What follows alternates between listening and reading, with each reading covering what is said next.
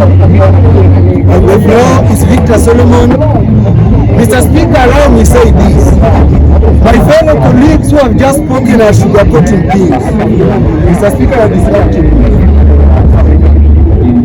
And Mr. Speaker, you will compensate in 1 minute. Mr. Speaker, my colleagues who have just spoken are sugarcoating things. I don't know if they were called overnight and bribed in order to come and sing praise and worship songs to Ruto. Mr. Speaker, I want to plainly in this broad daylight, therefore with honorable, and let me withdraw the word honorable, Mr. Ruto, the president of this nation. Mr. Ruto, you did promise us heaven, and now we are seeing hell. Mr. Ruto, stop camouflaging. Stop sugarcoating things. Stop sugarcoating even the bitter pepper soup to please the common wananchi. Mr. Ruto, let me tell you this. You are fooling us on a broad daylight that you are reducing the fuel prices. Yet at night, you are the prices of bread. Mr. Speaker, let me ask you this. And the question is directly to Mr. Ruto. You've reduced the price of fuel. Yet the price of bread you've added. Ruto, these companies supplying bread over this great nation use fuel. What if the price of bread goes up and the price of fuel depreciates?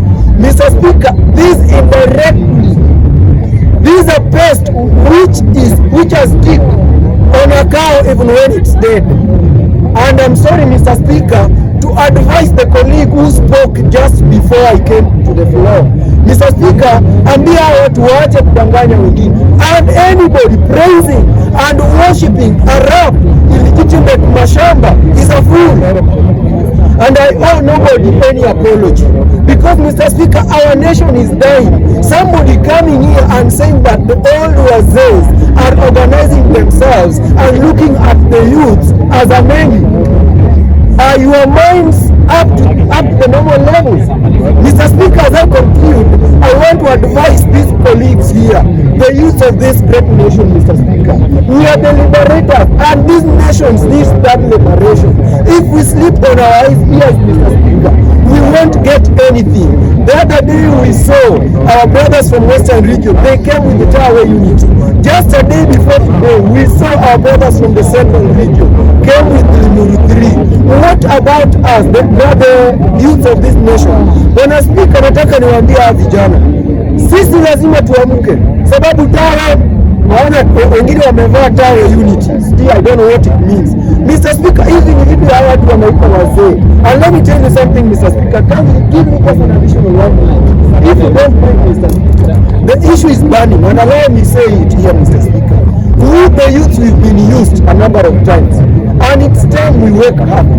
Because the organizers of the Limuru 3, there was not even a single youth. Ruto came in, coughing and saying the youth thing. I think the youngest person in Ruto's cabinet is Ababu Namwamba. How old is Ababu Namwamba? We can't be fools. We won't go back to our bed. Thank you, Mr. Speaker.